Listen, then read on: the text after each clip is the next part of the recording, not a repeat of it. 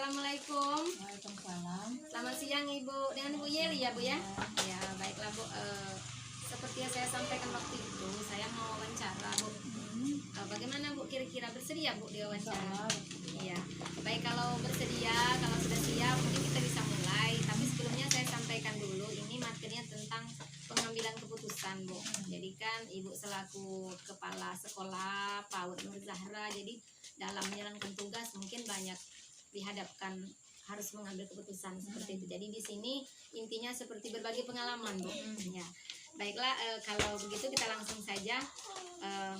Ada di sini ada beberapa pertanyaan. Yang pertama itu yang ingin saya tanyakan, selama ini Bu, bagaimana Ibu dapat mengidentifikasi kasus-kasus yang merupakan dilema etika dalam pelajaran murid atau dengarkan sejawat Ibu seperti itu? Pertama-tama mungkin dilihat dari keseharian, Begitu ya. dari keseharian baik itu murid maupun guru-guru. Kemudian di situ kita bisa mengidentifikasi apa masalahnya. Kemudian dari situ kita bisa mengambil keputusan. Begitu ya. Baik Bu, selama ini bagaimana Ibu menjalankan pengambilan keputusan itu? Mengambil keputusan yang pertama dibuat dengan komitmen awal. Komitmen awal dari komitmen awal bersama dari pertama-tama kita dengan murid, awal dengan guru, komitmen awal dengan wali murid. Kemudian dengan guru kita juga sudah ada komitmen peraturan atau kesepakatan bersama terhadap itu peraturan maupun interaksi antara guru sama guru dengan murid itu. Ya Bu, bagus ya Bu ya, berarti kolaborasi, diskusi, komunikasi ya Bu ya yang baik. Jadi kalau boleh saya ini Bu, ada nggak Bu kira-kira contoh kasus dilema etika dengan murid misalnya? Kalau dengan murid mungkin Ya di mana, maaf ya Bu saya potong, ini kan dilema etika tadi, maksudnya begini, dilema yang apa ya, punya kepentingan yang sama-sama benar seperti itu. Jadi kita dilema untuk mengambil keputusan tadi, kira-kira bagaimana Bu? mungkin itu tadi tentang murid keputusannya. Mungkin tadi ada sedikit atau masukan dari wali murid yang mungkin tadi agak bertentangan dengan kita dengan peraturan sekolah gitu kan. Jadi kita harus berusaha menjelaskan dengan murid bahwa ini memang sudah peraturan sekolahnya. Jadi kita tidak bisa misalnya harus mengikuti semua apa yang disarankan oleh wali murid tersebut. Jadi memang ini baratnya memang sudah komitmen jadi peraturan sekolah. Jadi begini maksudnya tuh ya, kita punya peraturan sekolah, cuman kita tidak menutup kemungkinan, tidak menutup saran atau kritik dari masyarakat atau wali murid. Cuman ya kembali lagi tadi, kalau kita turutkan semua saran tadi berarti kan kita tidak punya aturan berarti ya, begitu ya Bu ya. Betul sekali. Baik, untuk pertanyaan selanjutnya Bu, yang ingin saya tanyakan, ada nggak langkah-langkah atau prosedur seperti apa misalnya yang Ibu ambil dalam pengambilan keputusan itu? Pertama-tama mungkin pendekatan personal dulu. Kemudian kalau untuk murid mungkin sebagai kepala sekolah dibicarakan lagi dengan wali murid. Setelah dibicarakan wali murid baru kita mengambil keputusan apa yang kita ambil. Jadi bukan keputusan mutlak dari saya sendiri sebagai kepala sekolah. Jadi harus pertama kita bicarakan dengan wali murid, kemudian dengan guru kelas, wali kelas, baru kemudian mengambil keputusan. Betul sekali ya Bu ya. Nanti takutnya kalau kita ambil sendiri keputusan sendiri banyak yang dikecewakan, jadi nanti ada salah persepsi. Menimbulkan indikasi yang tidak bagus ya Bu ya. Terus maaf ya Bu, ini banyak pertanyaan ya Bu ya. Apa-apa. Jadi untuk pertanyaan selanjutnya Bu, kira-kira hal apa saja yang selama ini yang Ibu anggap itu efektif, yang sudah efektif, yang sudah oke seperti itu, yang sudah pas. Kalau saya yang tadi sudah pas mengambil keputusan seperti ini, apa kira-kira yang keputusan Ibu ambil itu misalnya memang baik untuk semua gitu, seperti itu. Contoh konkret lah. Iya. Yang pertama peraturan kapan masuk dan kapan pulang. Baik itu untuk guru maupun murid. Jadi setelah disepakati dan setelah dikeluarkan peraturan bahwa jam sekian kita masuk, jam sekian kita pulang, dan begitu juga untuk wali guru.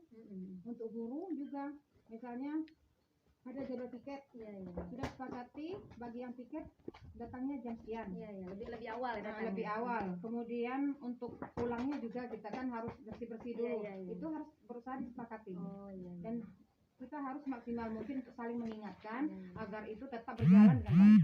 Jadi intinya kedisiplinan ya, Bu. Kedisiplinan. Oh, iya, iya, iya. Memang penting itu ya, kedisiplinan. Baik, selanjutnya Bu, hal-hal apa saja yang selama ini merupakan tantangan? Ada nggak Bu Ibu menemukan tantangan misalnya, atau yang menjadi hambatan Ibu untuk mengambil sebuah keputusan, misalnya keputusan yang rumit atau sulit untuk diputuskan seperti itu karena banyak pertimbangan tadi?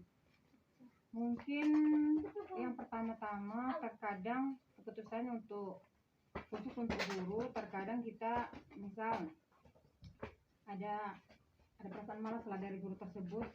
Mungkin kita terkadang untuk menegur secara langsung itu agak sulit, tapi kita melalui pendekatan-pendekatan, jangan langsung ditegur secara lugas gitu, secara tegas. Kemudian kalau untuk murid, untuk pembelajarannya mungkin memang harus kita lebih belajar lagi, lebih banyak belajar lagi untuk perbaikannya ke depan.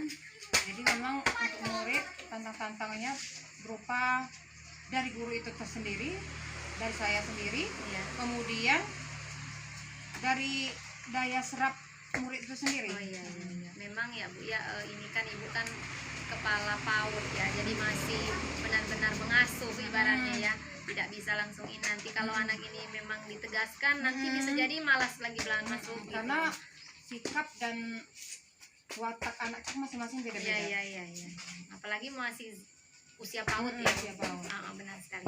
Baik, untuk selanjutnya dalam pengambilan keputusan, apakah Ibu tadi mungkin sudah disinggung dari awal ya, ada nggak Bu misalnya terjadwalkan atau sesegera mungkin diambil keputusan, misalnya ada istilahnya kasus misalnya atau permasalahan, apakah itu Ibu jadwalkan untuk menyelesaikannya atau langsung diselesaikan? Kalau untuk langsung diselesaikan pada suatu kasus mungkin tidak, seperti yang sudah disampaikan tadi, kita harus ada pendekatan. Iya, iya. Apalagi untuk kasus anak, ada masalah-masalah terhadap anak, itu tadi kita harus bicarakan dengan wali kelasnya masing-masing. Kemudian bicarakan lagi dengan wali muridnya, baru kita ambil keputusan. Oh iya begitu ya, jadi terjadwalkan gitu ya. Nah, jadi saya ini lagi, kalau terjadwalkan berarti apakah nanti wali muridnya itu diundang seperti itu atau dibuat undangan tertulis atau gimana? Setelah dibicarakan dengan wali kelas biasanya, kemudian dipanggil wali muridnya, misalnya ada permasalahan dengan anak, kok bisa seperti ini anaknya, mungkin ada yang melatar belakangi anaknya bersikap seperti itu, kita sampaikan, kemudian kita cari sama-sama jalan keluarnya. Jadi diundang tertulis ya Bu ya? Enggak, enggak. Oh iya, jadi apa yang penting kan tersampaikan apa yang tujuan tadi ya. Baik. Ini ada beberapa pertanyaan lagi Bu, maaf ini kalau banyak ya.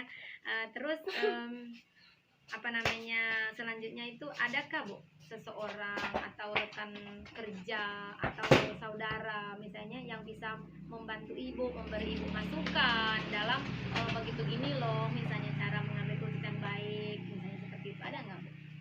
Selama ini kalau saya pribadi yang mensupport, tempat bercerita, tempat kita berbagi masalah itu suami sendiri. Iya, alhamdulillah suami sendiri itu ya.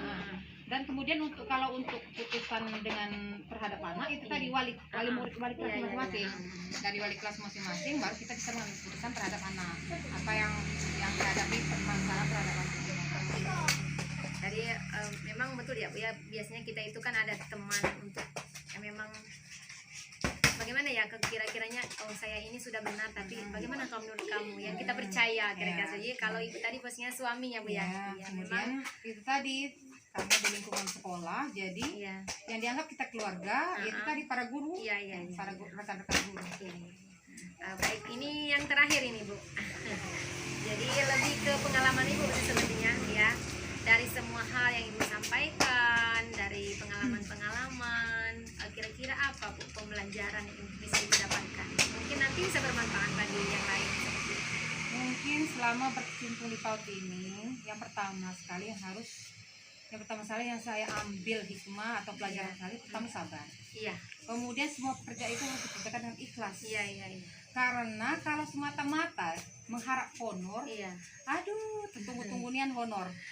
Jadi memang pertama-tama harus sabar, Iya, kemudian ikhlas lillahi ta'ala, kemudian kita memang mengharap berkah dari Yang Maha Kuasa Iya. terhadap apa yang kita kerjakan. Iya, iya, iya. Mungkin itu. Oh iya, iya. Mantap ya Bu ya. Saya kasih jempol 2 ini ya.